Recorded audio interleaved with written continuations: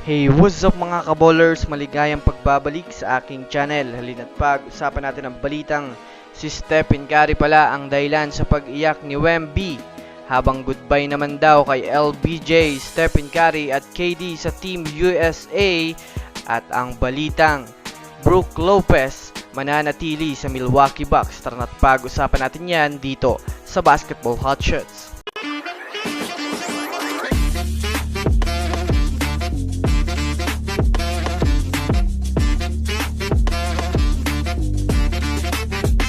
Una nga muna tayong dumako mga kaballers sa balita patungkol sa tapos na nga po mga kaballers ang trade talks kay Brook Lopez.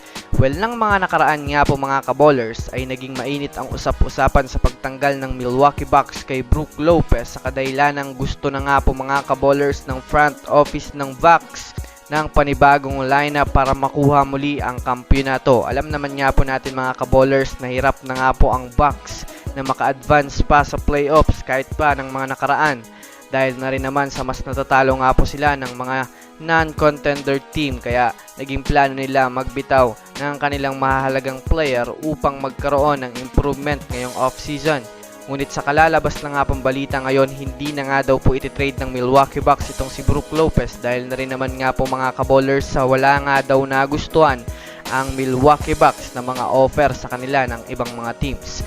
Dagdag pa nga po ng kanilang general manager, naniniwala nga daw po siya sa kakayahan ng kanilang mga ditiyang player na makakabalik ito sa kanilang dating lakas at magkakampiyon muli sa susunod na season. Samantala, dumako naman tayo mga kaballers sa balita patungkol sa dahilan sa pag-iyak ni Wembanyama sa Paris Olympics. Kanina nga po ng umaga mga kaballers nang maganap ang bakbakan ng France at ng Team USA.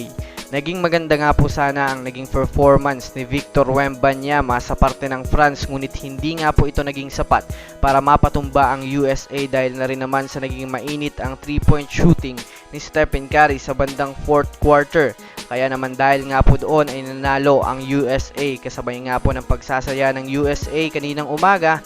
Ayan naman nga po mga kaballers ang oras ng pagkaramdam ni Victor Wembanyama ng pagkabigo, kaya hindi nga po nito napigilan na maging emosyonal nang matapos ang laro. Ayon nga po mga kaballers sa mga fans, si Stephen Curry nga daw mga kaballers ang naging dahilan ng pag-iyak ni Wemby dahil sa naging pagdodomina nito sa France at pangunahan ng Team USA sa pagtala ng 24 points. Nga pala mga kaballers, mainit nga po na pinag-uusapan ngayon sa Olympics na ito na nga daw po ang huling sayaw ni Lebron, Steph at KD sa Team USA dahil na rin naman sa nagkakaedad na nga po ang mga ito at bilang na lang sa kamay ang kanilang taon sa larangan ng basketball.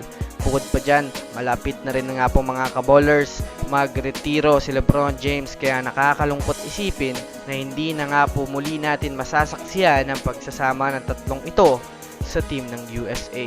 So yun lamang mga kaballers, yun lang naman ang pag-uusapan natin ngayon. Pindutin ang subscribe and hit nyo na rin ng notification bell para sa mga susunod na update sa mundo ng basketball. Again, this is Basketball Hotshots. Thanks for watching.